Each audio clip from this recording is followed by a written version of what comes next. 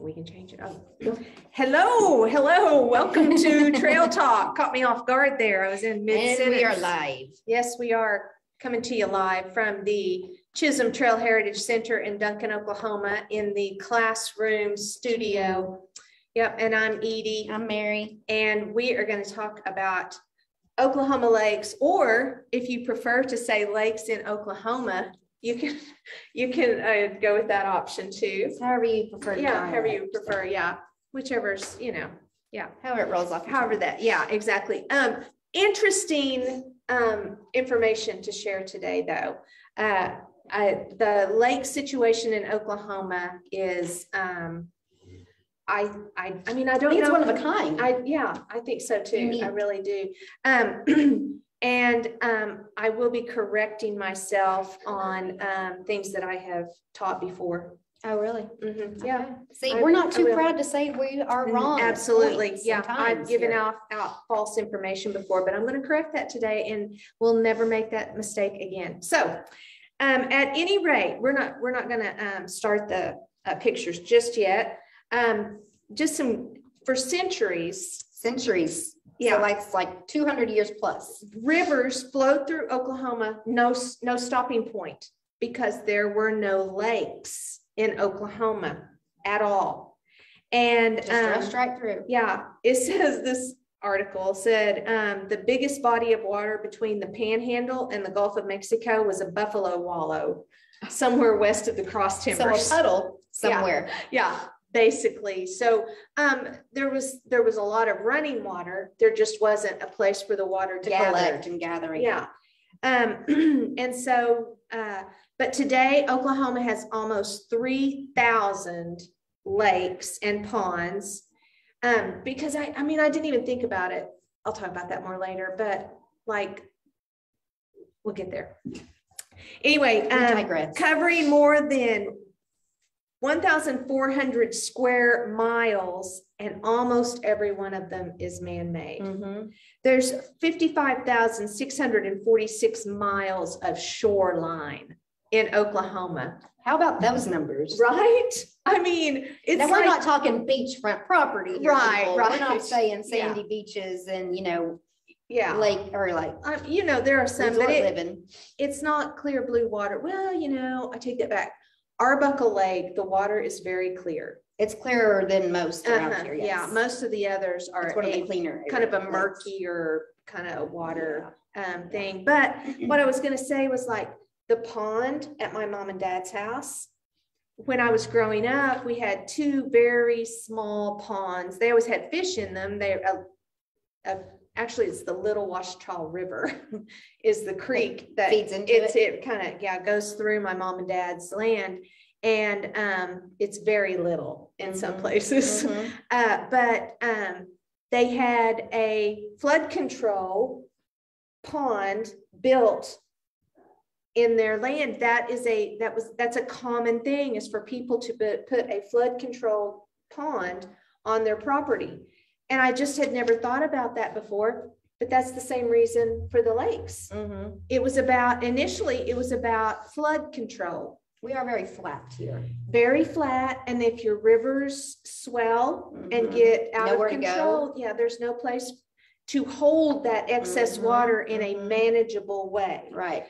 And so these lakes have been built, but we kind of get ahead of ourselves. So, the main starting point for the I don't know what you say, I guess the kind of the mass lake building thing that started all off. There was a Mississippi River Valley flood in 1927. I have never heard of haven't either. And personally, you would think something like this would be in it anyway. I would anyway. I took Oklahoma history. Exactly. This was not in any of those books, or I don't remember any of it. No. Taught. So they call it an unparalleled catastrophe. 500 dead, 700,000 homeless, 27,000 square miles of land underwater. And we're talking 1927. Yeah. So the fact that 700,000 were homeless That's a lot. Exactly. It said it was nearly 100 miles wide. The Mississippi River was nearly 100 miles wide in some areas. And so people were displaced. I mean, you can imagine. And so they were in camps, or they made it to the top of a levee, and then they were like stranded there. Yeah. And they had to be rescued. I mean, I'd never heard of this. And this article says the majority of the people that were impacted by that were Black farm workers who left the Delta area and never returned. So history-wise, it didn't just affect the land, it affected the population. And the type of population. Right. And so people left that area and moved to other places. I did not find anything that said where they moved to. But Will Rogers was in the 1920s. He was at the height of his popularity. And he toured around trying to raise money for flood relief. And so here in Oklahoma, there was a young man named Henry Covell Holderman. He was born in Kansas and was a Cherokee citizen, but spent most of his youth in what's now northeastern Oklahoma. And in 1896, he and some companions floated the Grand River, conducting a survey to build a hydroelectric dam. In the 1800s. How forward thinking was he? That is just, I find that to be just so cool. But building dams didn't come around. Yeah, he couldn't find any funding. The funding for it. And so it wasn't until the Great Depression and FDR and the New Deal and all of that came around. Yeah. So anyway, this is all very interesting information to me. They established the Oklahoma Water Resources Board in 1919. But prior to that, there were a few lakes built in Oklahoma. And I want to show you, this is the very first lake built in Oklahoma. It's called Talawanda Lake. It's near McAllister, Oklahoma, and it was built in 1902.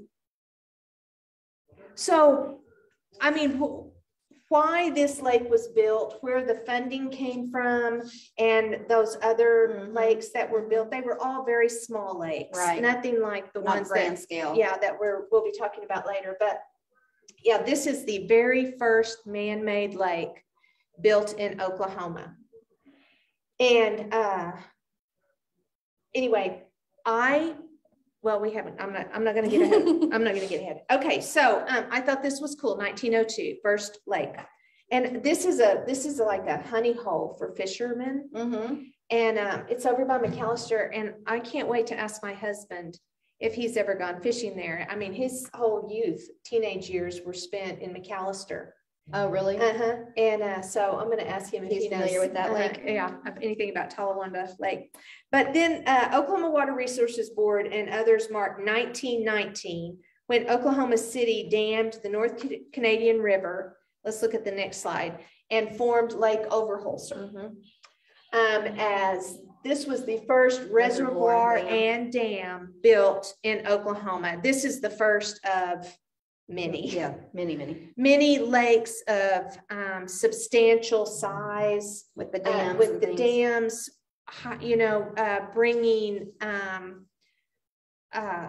all sorts of things. But okay, so I just wanted to point out, back in the day before I got married, I had a friend and we fished a lot all over Oklahoma City. I've shared about this before on our fishing. Yes. This was one of our favorite places to fish. We would come right down here and stand along this fence by the dam, because sometimes they let the water out. And if you find out that they're releasing the water, the fish are just literally flying out of the water. And you can just drop your line right down in this area and catch fish all night long. So much fun. So when I found the pictures of Lake Overholser, I thought I'm Search grabbing for one one with because that I one. could say I stood like right along there and did a lot of That's fishing. right. You brought in a lot of fish right there. I did. I hauled them in now. Just bring them back. Yeah. But anyway, so Lake Overholser was the first. And then not long after that, Tulsa, you can go back one. Yeah, go back one.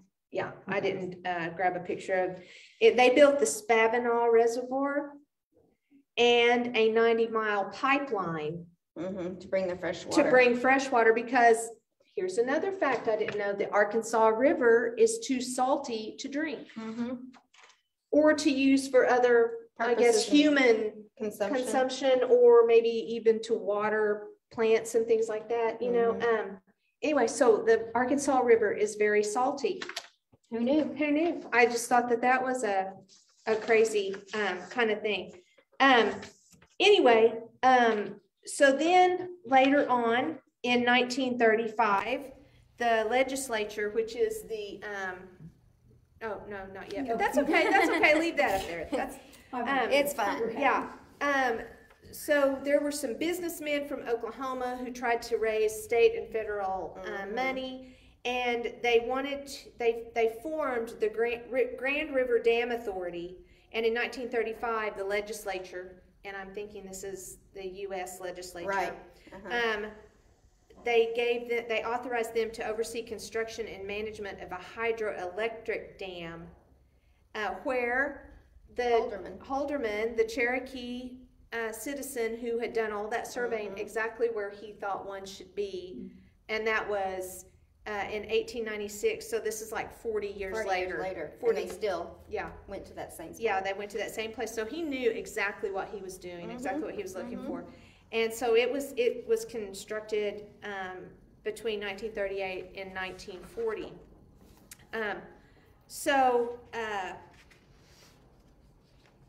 The main reason dams were built were for flood control and electric generation. But I didn't realize this either. During World War II, Tulsa had ammunition factories, as well as in Kansas and other places in Oklahoma. And so all of that was powered by the hydroelectric power generated through that Spavinaw Reservoir. Right. And the farmhouses and radio tubes. Yeah, so people who lived in the country, I mean in the that would have been the 1940s during World War II, people living in rural areas benefited from that hydroelectric power that was generated as well. Right. I mean, what a great use of natural resources. Yeah, it's there anyway. Exactly. And, I mean, you have the lakes, the reservoirs, they have rivers that feed them, and then they go out and go, back into the rivers. The way all that flows together. Yeah, it's a continuous circle. Okay, so we have the Port of Catoosa, and I wanted to include this. It's not a lake in Oklahoma, but it is a very important. There's lots of stuff there. Yeah, it plays a very important role. So this is accessible from the Gulf of Mexico. Barges can come all the way from the Gulf of Mexico up through here and get to the Port of Catoosa, which is just north of Tulsa. Okay. So in the northern part of Oklahoma. Yes, northeast part of Oklahoma. There's a series of dams and reservoirs that make all of this available. And it was not completed until 1974, but it's comprised of a complicated series of valves and holding tanks that have to be carefully tuned to keep barges floating, water taps running, turbines churning, and homes from flooding. So this whole series has a very, very important. Right, and then this is an area of what am I trying to say? Like commerce. This is a commerce area because these barges are bringing in goods. Like a port. Yes, exactly. you know, we've been hearing a lot on the news about the ports in California that are backed up. The barges. Yeah, this is the same type of barge situation. Drop off. Yeah, pick up and drop off. Sorry, I went there. I'm so sorry. Anyway, and so this is part of an industry here in Oklahoma, a shipping industry in Oklahoma. And I thought I would throw that in because the reservoirs, the dams, all those things that were constructed across Oklahoma all those years ago have played a big role in this being possible. To that. To keep the river levels high enough because they can support pump those barges. They can let the water from the lakes fill the rivers and keep it up so that the barges don't get stuck going through there. I am fascinated by all of this. Why don't we just have them bring the barges through here then? Right? I know, yeah. Why not? And all of these things happened, the reservoirs, the dams, all of those, but it wasn't until the 1950s that people started going to lakes for recreation. Up until then, it was all for practicality. Like fishing, hunting, but yeah, electric power, no flooding, you know, a flood control. Water source. Yeah, kind of thing. Yes, the water source, that whole deal. So it's,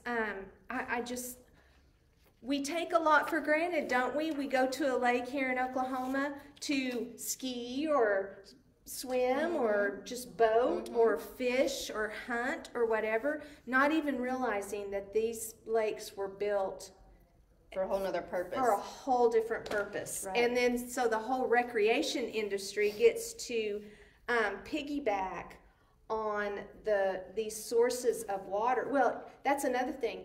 They are actually a water source for many communities. You know, like the pipeline. Lake. Exactly, yeah, like Warika. Ricky? Yeah, Ricky. Okay, let's go to the next picture. So, Lake Eufaula, which It's a very popular lake. Recreation. Someone say recreation. Look at the boats in this picture. But Lake Eufaula, it's the largest by surface area, largest lake in Oklahoma by surface area, and the second largest by volume of water. So that means the second largest lake in surface area, which is Texoma, it has more water, so it's deeper. Just give you all that little, That's what that means. little lesson. It means it's deeper. But this is some names you might recognize: Robert S. Kerr and Carl Albert, both politicians from Oklahoma. Robert S. Kerr was governor in the early 60s. Carl Albert, Speaker of the House. In the 60s, he wasn't, but he became Speaker of the House. Great Oklahoma politician. Anyway, they really saw the need for water conservation. And so that then is another whole, aspect, exactly. reason. Yeah, for these lakes to exist. And so Lake Eufaula and some of the others that are gigantic came along after, actually President Lyndon Johnson came to Oklahoma when Lake Eufaula was opened, when the dam was built, and did a dedication service here. So, I mean, and he was about conservation, and so he shared a lot about all of that. So, now we're going to get to the kind of the part, this is the part where I would make an error. Okay, so I had always thought, had never read anything different, that every lake in Oklahoma is man-made. And that is not correct. There are some naturally occurring lakes in Oklahoma. They're not gigantic. Right. But they are lakes. Considered a lake and not a pond. Right. They occur naturally. And so there are two types of these. The first one is called an oxbow lake. So here's an example. This is the Verdigris River, okay? And this is Horseshoe Lake. So these oxbow lakes are formed when the river, because of erosion, kind of starts forking. Mm-hmm. And so it will come over, you know, and like Once make it's a flooded or new, something. it'll make a new little, it's not Pathway. really a tributary, but it has like a little part, and then it Branch off. branches off and goes back in. And then, so that was caused by erosion. And then over time, the flow becomes less this direction and more this direction. And so it ends up being cut Kinda off sealed again. off. It seals off from the river. And so we're left with a little horseshoe shaped or crescent Naturally shaped. creating, or Right. naturally created. Right, a natural occurring lake. And so this is one of the two types of lakes in Oklahoma that occur naturally. Now I found, I want to be sure I say this right, to give the right numbers. Okay, Oklahoma has a lot of these little lakes because, I mean, there's so many rivers, right? And so a lot of these, and you know, how large they are, whatever, I'm not really sure, but there are 62 that cover at least 10 acres. Naturally occurring. And one covers 272 acres, and it's near the Red River in McCurtain County. So, Rather large. Right. So, you know, 62 of them are at least 10 acres. So I don't know how many there are. If there are 3,000 lakes and ponds, maybe there are 100 horseshoe lakes, you know? I don't know. Yeah. I don't know, but I mean, it's a significant enough number to note that there are some naturally occurring lakes. Right. Now these others, I don't know. Yeah, go ahead. I don't know if you would call them really a lake. Yeah.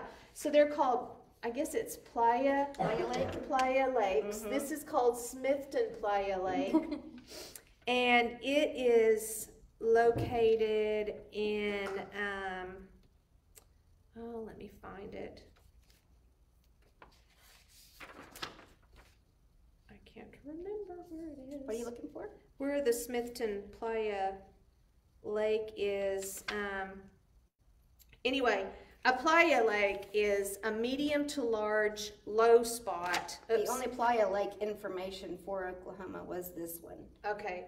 And it's a hiking trail near Guyman. Okay, so up in the Panhandle. Maybe around in there. Okay, so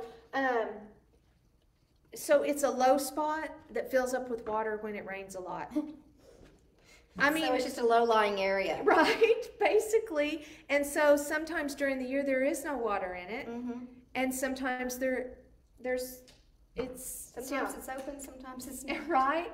And you know, I don't know how deep. It's really shallow looking because you see the grasses sticking up and things all out through there. So I'm guessing they're not very deep. I don't know if somehow fish or anything get in them. I can't imagine. Maybe it's more of just a waterfowl, insects, breeding ground. Yeah, you know, that sort of thing might grow there.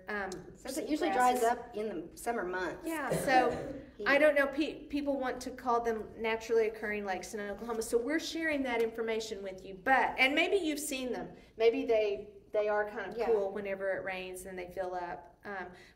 So Oklahoma has two types of naturally occurring lakes, but a lake that's of any substantial size and has a dam on it was man-made. Correct.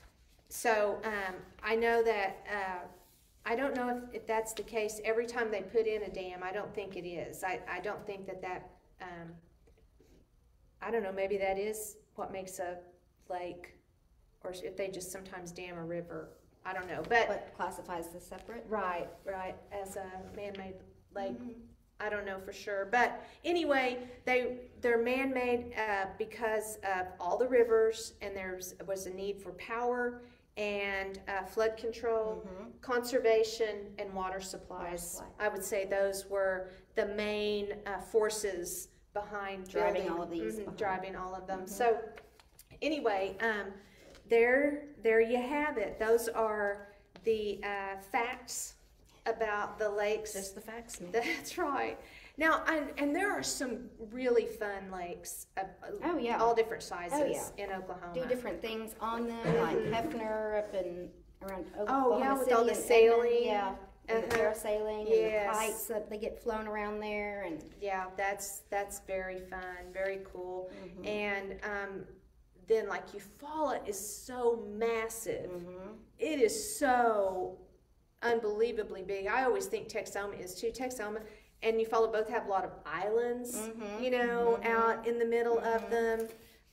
But then like Lake Ellsworth, it's just this little old And Lake Latonka, great right? fishing lake. Yeah, Lake Latonka. Mm-hmm. I mean, those lakes are not all that big, but they're fun, and you know, it's good camping. There's a lot of great places to enjoy the outdoors here in Right. Oklahoma, and some of our lakes I The think water areas.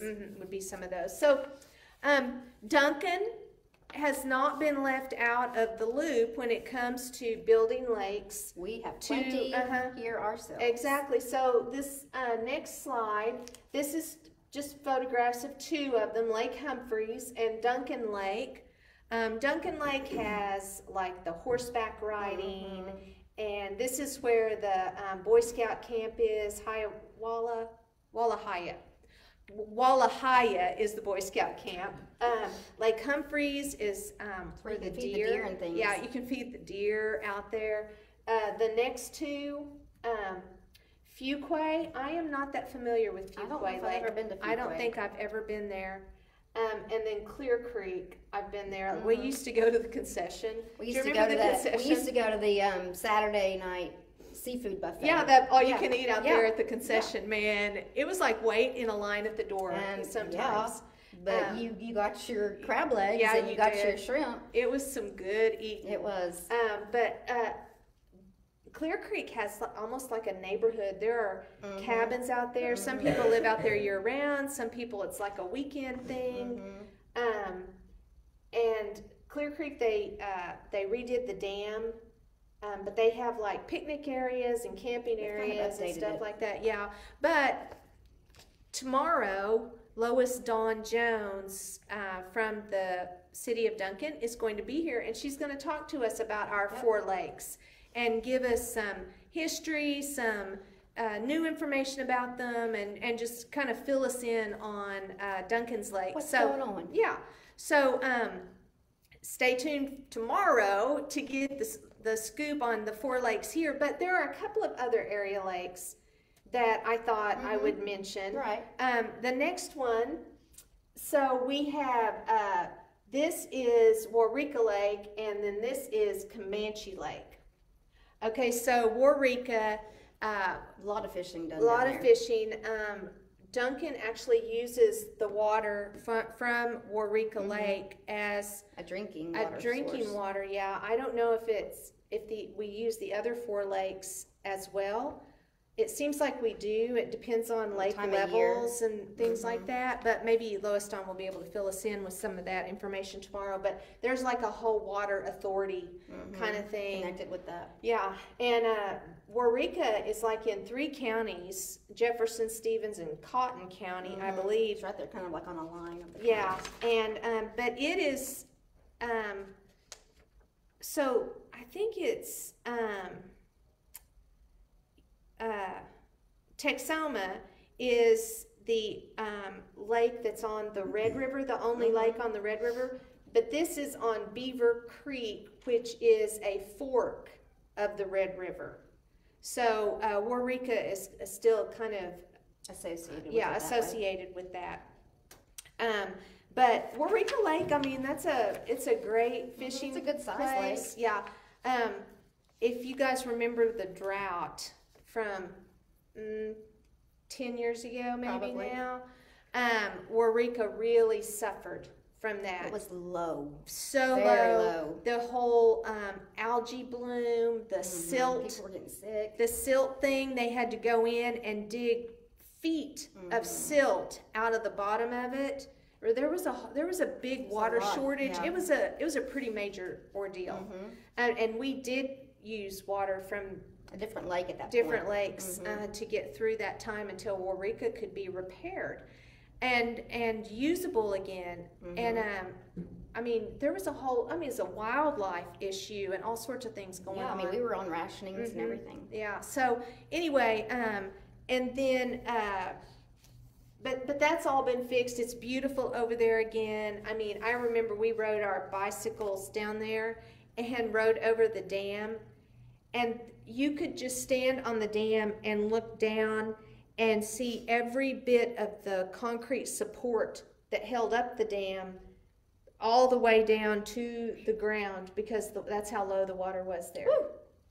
I was blown away. I just could not believe how low it was. And just thinking about us, me, my family, wasting water in watering our grass, or, you know, turning on the shower and just letting it run, or even doing dishes and just letting the water run. I became kind of a water conservationist at that point, a little more than I had been. More aware of what you were using. Yes, yeah.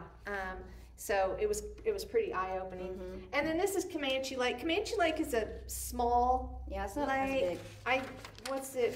It's only 160 acres. You know, it's which is the same like as a quarter section of land.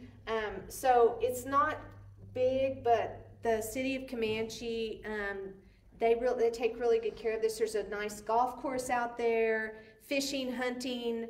All kinds of activities out there. Yeah, they have restrooms, a mini concession stand. There's a bait house, RV hookups, the whole shooting match out there. So, you know, if you wanted to enjoy some recreation time, there are all these lakes right around here. Yeah, not just necessarily in the summertime. Like we said, there's tons of fishing that you can do at pretty much any of these lakes. Yeah, yeah. But these lakes were all man-made, all built to serve a purpose, and then people thought, hey, we can have fun at these lakes too. Yeah. Let's add that. And so I'm very thankful for the foresight that people had to create such a thing. Yeah, and gather this water for us to just give us these. I don't think how almost a natural resource. Yeah, exactly. I grew up in the country, and we did not have a water source at my mom and dad's house. The natural water that was in the well was full of gypsum, and so it just corroded the pipes, and it wasn't really fit to drink. I mean, you could, but anyway, so we grew up with a cistern, and so we had to haul water, and so we were big-time water conservationists in those days. And so it wasn't until I got out of high school that rural water became a thing. With available the out there giant in rural pipes, areas. yeah, and so now mom and dad's house, you know, they have rural water that comes into their home, but you take for granted the accessibility where it of comes water. from just being able to turn on the faucet and there it is. Exactly, and so it's, you know, it's kind of nice to just take a step back and look at the history of all of this and see, why do we have these lakes, and the real purpose for them. I bet 90% of people would just think off the top of their head, oh, well, that was for camping. That was for, because that's the, you know, maybe they would say for drinking water for communities. Right, maybe. But the whole idea of the hydroelectric power and the flood control, I feel like those are really eye-opening. And if you've never heard of the Great Mississippi River Flood of 1927 until today, you're never too old to learn something new. That is right. Yeah. So, well, Miss Mary, I think we're done. We done covered it. Yeah. We gave you all the lake information that we have for today. Yep. So if you know some great little tidbits that we missed, send us a comment about that. We always want to learn more. That's right. And be sure and tune in tomorrow for more. Yeah, for more about lake info. The lakes of Duncan, the very local ones that we have right here. So we'll see you guys next time. Oh yeah. Oh, just getting signals from what is behind the screen. Someone's riding a horse. Right. This just did. Newsflash, right. Saturday, right here at the Chisholm Trail Heritage Center. It's going to be a beautiful Our day. Second annual Raining in the Arts. Rita, for short. But Raining in the Arts, we're going to have 3 stages. We'll have all kinds of entertainers. We'll have singers, poets, dancers. All these things are going to be going on simultaneously on each of the stages from 1 to 5. Then inside the Heritage Center, you can go on an art stroll. There will be artists. Free admission. Pieces will be available for sale that day. Food trucks. We have kids activity or art projects. Yes, there's a kids art project. If you like to paint plein air, there's an opportunity for that in the afternoon. CTAC will be here. Yes, the Chisholm Trail Arts Council will be here. There's so much going on. If you can come by for a little while or the whole time, you're going to see some great entertainment. It starts at 1. And what we're trying to do is just introduce you to a variety of arts and artists that are available right here in our community and the surrounding area. We have so many locally talented people, and we just want folks to have a chance to showcase, and for those of us who don't have those kinds of skills to be able to enjoy. Sit in awe. Yeah, so come on over from 1 to 5 on Saturday afternoon. Low wind. Last year the wind was blowing about 50 miles an hour. At least. This year, 70 degrees, sunshine. It's going to be a lovely day. So please be sure and join us for that. Yeah. So, we'll see you Saturday. And until then, happy trails.